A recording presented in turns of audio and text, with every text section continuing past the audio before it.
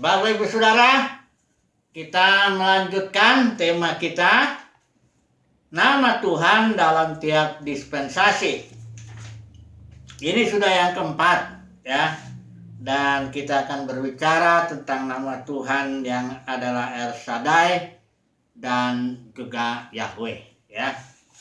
Nah, mari kita mengulang dulu Keluaran pasal 6, di mana menurut dokumen maka nama Yahweh itu baru dinyatakan kepada Musa ya. Abraham, Ishak, Yakub belum mengenal itu, nanti kita baca alasannya ya. Mari kita baca dulu Keluaran pasal 6 ayat yang kedua. Dan berfirmanlah Elohim kepada Musa, akulah Yahweh. Ini saya pakai ILT ya. Akulah Yahweh, dan aku telah menampakkan diri kepada Abraham, kepada Ishak, dan kepada Yakub sebagai El Shaddai. Dan namaku Yahweh, ini saya bikin terjemahan ulang ya, sesuai dengan interlinear yang ada. Dan namaku Yahweh, bukankah aku belum dikenal oleh mereka, maksudnya oleh Abraham, Ishak, dan Yakub ya. Kemudian ayat 4, dan aku pun sudah meneguhkan perjanjianku dengan mereka. Oke. Kita masuk dulu sekarang tentang El Shaddai ini ya. Abraham, Ishak, Yakub. Kita sudah katakan tadi, Abraham belum mengenal nama Yahweh. Sekali lagi, nama Yahweh itu bukan berarti nama Tuhan itu bukan berarti nama pribadi seperti saya punya nama Irnawan. Nama Tuhan itu adalah karakteristik, kekhususan, keunikan Tuhan ya. Dan Tuhan sesuai ayat itu, Yesaya itu membuat nama bagi dirinya sendiri dengan berkarya, atau membuat perjanjian, atau membuat hukum-hukum kepada seseorang, atau pada komunitas, atau kepada satu bangsa. Jadi Tuhan membuat nama bagi dirinya sendiri. Jadi nama itu, makanya harus dikuduskan nama itu, karena nama itu mengekspresikan siapa Tuhan yang menampilkan diri itu dalam satu periode, kalau kita bilangnya dispensasi ya. Nah, kita melihat El Shaddai ini ya. Ini El Shaddai ini dari namanya saja, El itu the strong one, yang kuat ya, perkasa, Tuhan perkasa, El itu ya. Kemudian Shaddai dari akar kata Shad, istilah Ibrani itu buah dada. Jadi dia bersifat feminin. Nanti kita lihat Yahweh itu maskulin. Jadi Shad itu berasal dari Shaddai berasal dari akar kata Shad yang artinya buah dada. Nah, El Shaddai ini adalah Tuhan yang mencukupi, seperti seorang ibu yang mencukupi seluruh kebutuhan bayinya dengan air susu itu. Ya, buah dada itu menghasilkan air susu. Kemudian di sini El Shaddai juga nanti kita lihat di Keluaran pasal di Kejadian pasal 17, dia menegur ke Abraham ketika Abraham di situ kesalahannya pasal 16 mendengarkan usul Sarah untuk menghampiri Hagar. Karena di situ Sarah menunjukkan dirinya tidak percaya kepada janji Tuhan. Ya. Di sini El Shaddai juga adalah Tuhan yang mendidik. Dia bilang, hiduplah di hadapanku dengan tidak bercelah. Itu Kejadian pasal 17 ya.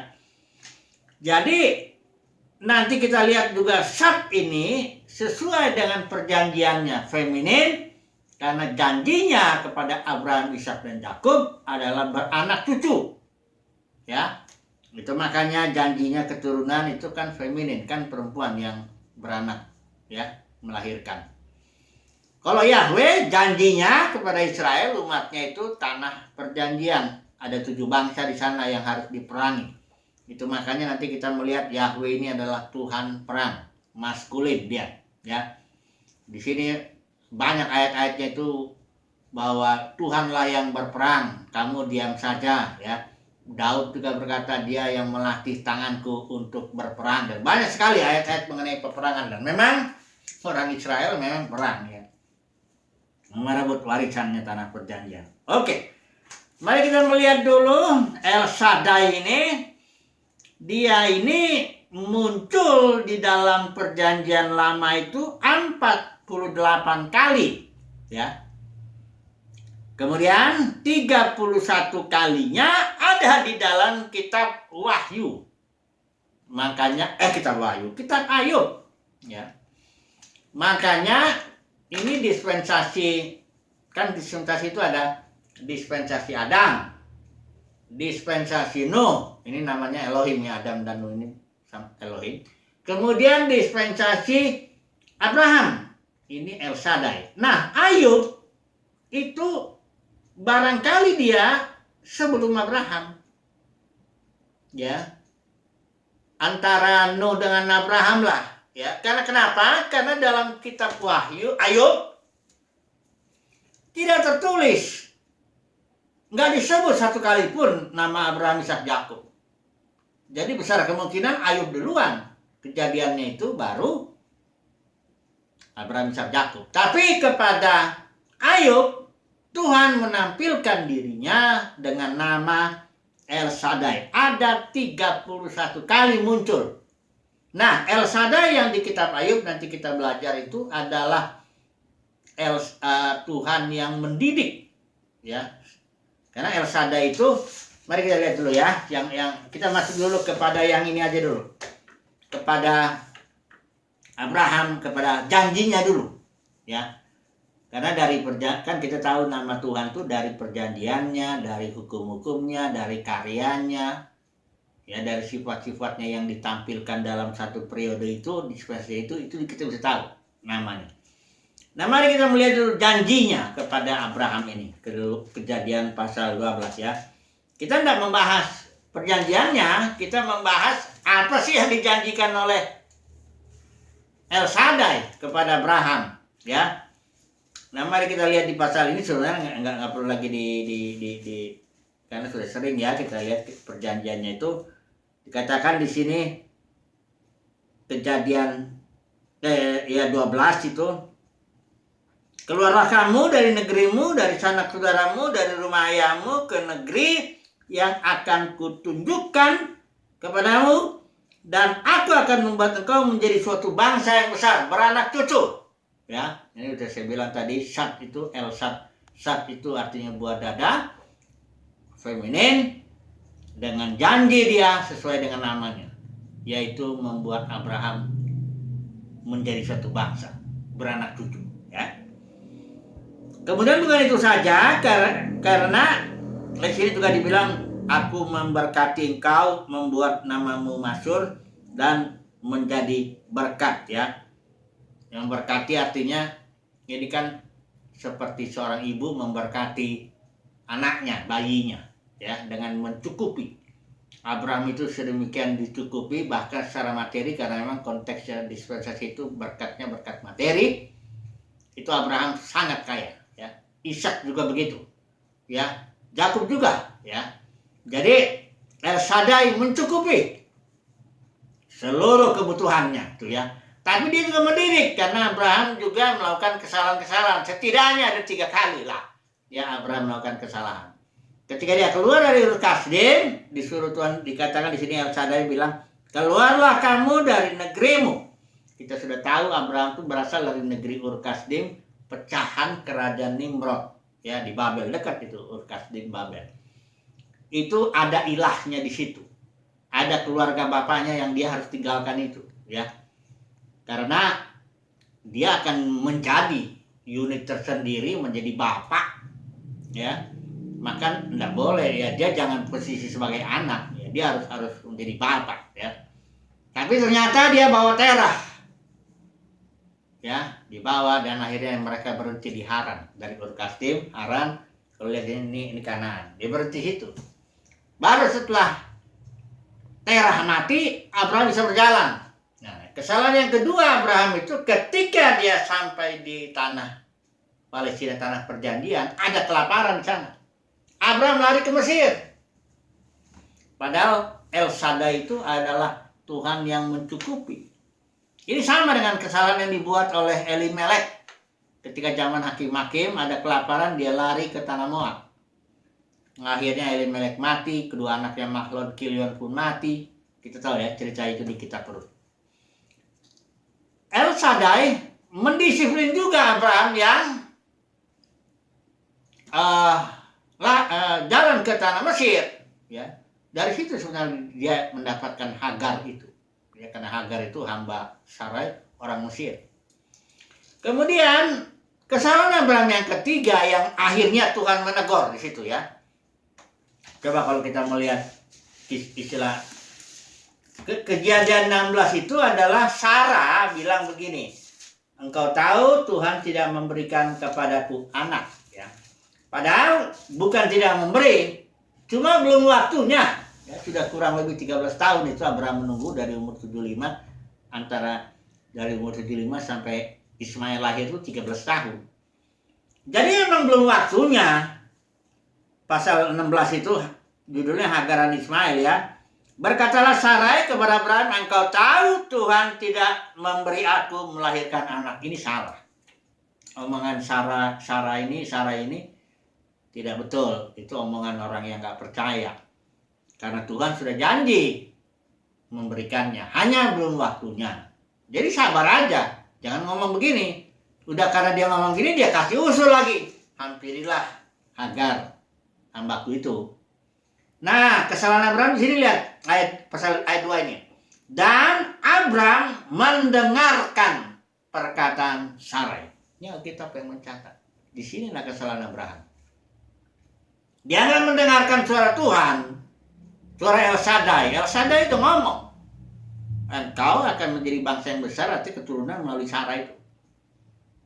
Tapi dia tidak mendengarkan El Shaddai, dia mendengarkan Sarai.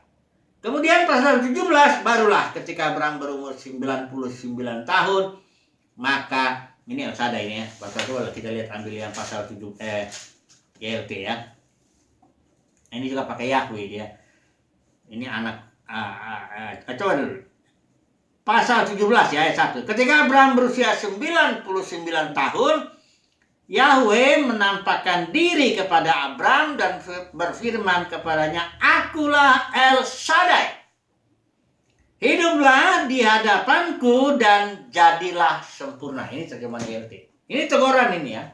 Setelah Abraham mendengarkan Sarai. Kalau di LAI, ketika Abraham berumur 99 tahun, maka Tuhan menampakkan diri kepada Abraham dan berfirman, akulah Allah yang Maha Kuasa. Ini El Shaddai yang tadi itu, ya. Hiduplah di hadapanku dengan tidak bercela. Ini dia tegurannya. Karena El Shaddai itu bukan saja Tuhan yang Maha Kuasa yang mencukupi, tapi juga Tuhan yang mendidik, mendisiplin. Seperti seorang ibu juga mendidik, mendisiplin anak-anaknya. Nah, kepada Ishak juga begitu, ya. Ishak pun diberkati, ya. Dia sebagai El Shaddai, ya. Kemudian kepada Yakub dididik, ini lebih, ya. Kalau Yakub lebih jelas, ya. Yakub betul-betul dididik oleh El Shaddai, ya. Karena kepada Abraham, Ishak, Yakub nama Tuhan itu dalam dispensasi itu adalah El Shaddai. Karena janjinya pun satu. Masih ini sama nih Abraham, Ishak, Yakub, ya. Jadi Yakub yang paling didisiplin ini, ya. Dia dihajar 20 tahun di rumah Laban, ya, ditipu oleh Laban. Istri yang dicintainya mati duluan, anak yang paling dicintai juga Yusuf hilang walaupun itu dijual, ya. Pokoknya Yakub ini dihajar. Tapi ketika dia sudah tua, dia bisa memberi berkat yang luar biasa kepada 12 anaknya. Jadi El Shaddai di situ yang menampakkan diri kepada Abraham, Ishak, dan Yakub itu adalah Tuhan yang mencukupi, ya, dan Tuhan yang mendidik. Nah, kemudian kita melihat dalam kitab Ayub ini muncul nama Tuhan El Shaddai 31 kali. Secara khusus Ayub memang yang mencukupi. Dia adalah Tuhan yang memberkati. Ayub ini pun sangat diberkati karena dia dibilang di sini Ini harta Ayub ini banyak sekali ya. Dibilang orang itu saleh, jujur, takut akan Allah, menjauhi kejahatan, mendapat 7 anak laki-laki, 3 anak perempuan, memiliki 7.000 ekor kambing dan sebagainya. Pokoknya dia adalah orang yang terkaya dari semua orang di sebelah timur. Jadi El Shaddai memberkati Ayub sedemikian luar biasa, bahkan melindungi, menjaga seluruh harta bendanya. Kemudian kita tahu ceritanya, ini ada iblis datang, ya. Tuhan tanya, dari mana kamu? Keliling-keliling. Kau lihat nggak hambaku Ayub? Kata Tuhan kepada iblis, ya, kata El Shaddai ini. Terus iblis bilang, yalah, karena engkau yang menjagai semua harta bendanya, ya dia menyembah kepada engkau. Coba kau ambil itu, ya. Pasti dia mengutuki engkau, ya. Namanya iblis ini si pencoba yang menggoda dia. Ya udah, kata El Shaddai, silakan, ya, ambil, ya. Dan gak paling tanggung, yang diambil tuh anaknya tuh mati semua, yang 7 anaknya yang laki-laki dan 3 anak perempuan itu, harta benda tuh habis semuanya. Ini serangan yang pertama. Tapi Ayub di sini belum bersalah. Ini Ayub ini seorang yang perlu dididik, karena sebenarnya dia walaupun dibilang dia ini orang ini saleh, jujur, takut akan Tuhan, atau menjauhi kejahatan, cuma setelah dia dididik oleh El Shaddai, dia baru ngaku. Pasal 42 ayat 5. Dia bilang, hanya dari kata orang saja aku mendengar tentang engkau. Baru setelah dididik, tetapi sekarang mataku sendiri memandang engkau. Jadi sebenarnya pengenalan Ayub ini, walaupun dia memang sudah saleh, jujur, takut akan Tuhan, menjauhi kejahatan, tapi sebenarnya masih dari kata orang. Belum dalam lah. Nah, El Shaddai mau memperdalam pengenalan Ayub. Ya. Dengan cara apa? Dengan cara pakai iblis. Ya, iblis itu kacungnya Tuhan, ya. Jangan takut sama iblis, ya. Dia tidak bisa bikin apa-apa. Cabut satu rambut pun kita ini nggak bisa, kecuali Tuhan bilang boleh. Tapi kalau Tuhan bilang nggak bisa. Ini ketahuan kok iblis itu dibatasin sekali. Boleh kau serang, ya, jaga dulu, tapi jangan nyawanya. Ya, dibatasin lah pokoknya. Serangan yang berikut, penyakit, ya. Di sini Ayub masih belum salah, ya. Dia masih bilang, terpujilah Tuhan yang memberi, Tuhan yang mengambil, terpujilah nama Tuhan.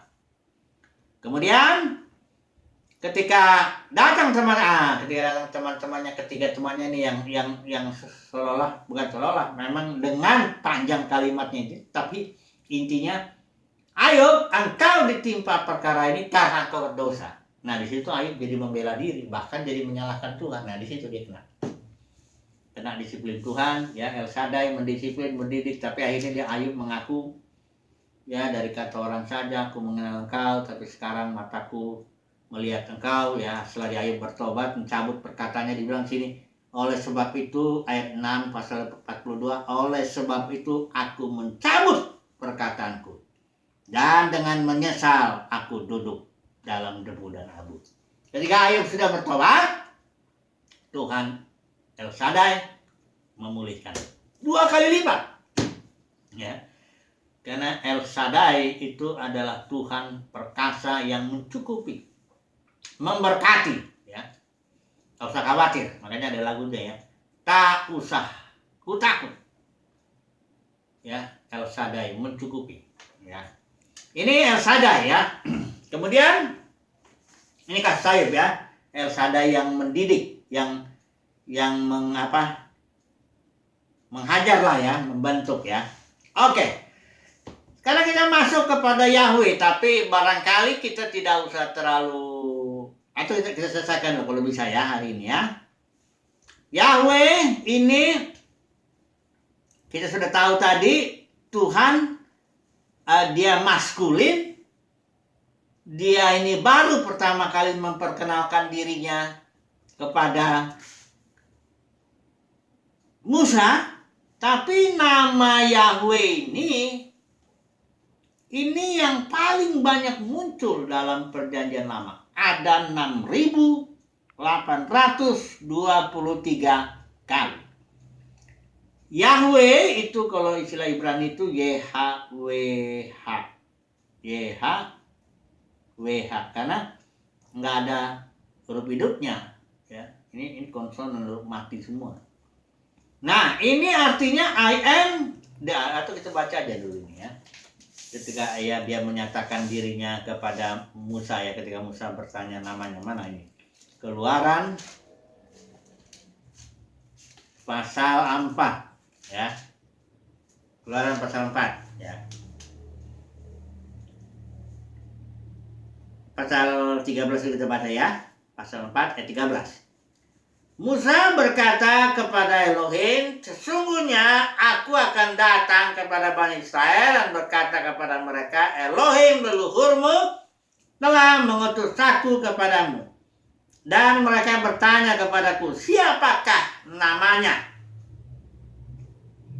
Aku harus mengatakan apa kepada mereka? Nah, istilah Ibrani yang dimaksud Musa, siapakah namanya? Bukan yang ditanya nama seperti nama pribadi saya, Irnawan. Bukan itu yang ditanya Musa. Pertanyaan Musa ini lebih ke arah karakteristik itu. Siapa namamu dalam arti karakteristikmu, keunikanmu, kekhususanmu, siapa? Yang kayak gimana? Gitu ya. Maka jawaban Yahweh, jawaban Tuhan di sini, I am that I am, atau aku ada yang aku ada. Kalau istilah Ibrani Ehyeh, Asher Ehyeh, itu adalah Tuhan yang hadir kekal secara aktif atau pribadi yang ada dengan sendirinya, tidak bergantung dengan siapapun. Itulah Tuhan Yahweh ya. Dikatakan dalam Mazmur 111 ayat 9, namanya kudus dan dahsyat. Iya, itu nama, kenapa dibilang kudus dan dahsyat? Karena nggak mungkin nama, kalau nama itu kayak saya sekali lagi, atau namanya Amir ya, Hasan atau Irnawan, atau nggak mungkin dia bakalan kudus itu nama. Karena nama itu cuma, apa artinya sebuah nama? Makanya ada yang begitu. Kalau memang nama itu cuma nama manusia, emang nggak ada yang kudusnya, nggak ada yang dahsyatnya. Kenapa dibilang nama? Di Mazmur ini dibilang namanya dahsyat, kudus, terpujilah namamu apa sebab? Karena nama itu bukan nama pribadi seperti nama saya. Nama itu mengekspresikan karakter Tuhan, keunikan Tuhan, sifat-sifat Tuhan, karya Tuhan. Itu sebabnya namanya dahsyat. Kenapa dahsyat? Perbuatannya dahsyat. Membawa Israel keluar dari Mesir, melakukan banyak mukjizat, berkarya Tuhan itu, ya, itu sebabnya namanya dahsyat. Ya, sekali lagi saudara-saudara, kalau sudah baca seluruh perjanjian lama ini yang terkait dengan nama, nggak mungkinlah kita bahas ini ada munculnya 6.823 kali. Kalau memang kita ingin ngerti itu nama Yahweh itu, ya memang setiap kemunculan harus kita bahas. Ya nggak mungkin dong. Tapi dari 1-2 yang muncul ini kelihatan namanya kok dipuji, namanya harus dikuduskan. Nama itu berarti jelas membuktikan bahwa itu bukan nama pribadi kayak nama saya, Irnawan, bukan. Itu adalah karakteristik Tuhan, karya Tuhan yang dahsyat. Di situ makanya dibilang dikuduskan, dahsyat ya. Nah, perbuatannya ini, ini tunggu dulu, kita baca dulu, sambung lagi dulu ya yang tadi ini. Aku ada yang aku ada, ya. Nah, itulah namaku untuk selama-lamanya, itulah pengingat bagiku turun-temurun. Ini kita dalam konteks, ingat ya, bicara dalam konteks dispensasi Musa. Sekarang kenapa Abraham belum mengenal nama Yahweh? Mari kita melihat dulu ya. Karena saya bilang ya, nama itu mengungkapkan karya Tuhan, karakteristik Tuhan, perjanjiannya kelihatan, hukum-hukumnya juga. Jadi Abraham, kalau kita lihat ini di dalam hukum Yahweh yang tertulis di Imamat pasal 18 itu, ada 2 kali di sini ya. Imamat pasal, saya baca dulu ya. Engkau tidak boleh menyingkapkan ketelanjangan saudara perempuanmu, anak perempuan ayahmu, artinya beda ibu ya, atau anak perempuan ibumu. Beda ayat berarti itu kan. Baik yang lahir di rumah atau yang lahir di luar, engkau tidak boleh menyingkapkan telanjangan mereka. Baik, lihat nih. Imamat lagi peraturan ini ayat pasal 20 ayat 17. Dan seorang pria, ini hukum Yahweh ya, jelas ini ya. Siapa yang melanggar ini dilempari batu ini, karena hukum rajam itu hukum Yahweh, itu hukum rajam banyak itu. Dan seorang pria yang mengambil saudara perempuannya, anak perempuan ayahnya, beda ibu maksudnya, atau anak perempuan ibunya, beda bapak. Dia melihat ketelanjangan wanita itu dan wanita itu melihat ketelanjangannya, itu adalah hal yang memalukan dan mereka harus dilenyapkan di depan mata anak-anak bangsa mereka. Dia benar-benar telah menyingkapkan ketelanjangan saudara perempuannya. Ia harus menanggung kesalahannya. Ini hukum Yahweh. Abraham dengan Sarah itu tahu tak? Itu ya peristiwa di Abimelek itu, coba lihat ya. Itu Sarah itu adik tirinya. Ya. Coba dulu ya. Kita lihat dulu yang masalah Abimelek apa kejadian kejadian 20 ya. Saya baca ini ya. Perkataan Abraham nih, pengakuan Abraham. Ayat 12. Lagi pula dia, maksudnya Abraham sedang bicara soal Sarah ini. Lagi pula dia, Sarah ini memang benar-benar saudara perempuanku, yaitu anak perempuan dari ayahku, hanya bukan anak perempuan dari ibuku. Dan dia menjadi istriku. Jadi gini Abraham bilang, ini memang benar-benar anaknya Terah, bapakku Terah. Ini Sarah ini anaknya Terah. Tapi bukan dari ibuku. Terah itu punya, ya barangkali mungkin istrinya satu, gundiknya ada yang lagi ya, kadang dispensasi yang di situ biasa itu. Jadi Abraham melanggar hukum Yahweh. Dia menyingkapkan ketelanjangan saudara perempuannya. Dan menurut hukum Yahweh, dia mesti dilenyapkan. Jelas bahwa Abraham belum mengenal nama Yahweh. Sekali lagi, nama itu bukan nama. Jadi jangan bilang, kalau nama Tuhan siapa? Yahweh. Terus kalau orang udah tahu Yahweh, berarti sudah mengenal nama Yahweh. Belum. Mengenal nama Yahweh itu artinya mengenal perbuatan Yahweh, mengenal karakteristik Yahweh, mengenal karyanya, mengenal perjanjiannya, mengenal hukum-hukumnya. Itu namanya mengenal nama. Ya. Jadi Abraham ini jelas gak kenal dia Yahweh itu. Dalam arti gak kenal dia siapa karakteristik Yahweh itu, karya Yahweh itu, hukum-hukum Yahweh itu, gak kenal dia. Karena dia jelas melanggar itu. Dan dia gak apa-apa tuh, karena memang Yahweh belum menyatakan diri. Jadi sekali lagi lah ya, ini saya udah berulang-ulang bilang ya. Tapi ada yang ngotot ya terserah lah. Bilang bahwa nama Tuhan itu Yahweh, kayak nama saya Irnawan, ya gak apa-apa lah kalau sudah mau pandangan begitu. Ya, nah, itu masing-masing orang punya pandangan sendiri. Tapi saya sepanjang yang saya belajar mengenai nama Tuhan itu enggak begitu nama Tuhan. Nama Tuhan yang menjadi manusia, Yesus ya itu dia. Karena dia Tuhan menjadi manusia, Firman menjadi manusia, Yesus namanya. Ya. Tuhan penolong. Hanya itu, ya. Di zaman itu banyak orang Yahudi namanya Yesus juga banyak. Baiklah, ya kita ambil kesimpulan dulu. Kesimpulannya dari dua nama ini, El Shaddai dan Yahweh. Ya, kesimpulannya mengenal nama El Shaddai atau mengenal nama Yahweh itu berarti mengenal karya-karyanya El Shaddai Yahweh itu, mengenal hukum-hukumnya, mengenal perjanjiannya, mengenal karakteristiknya.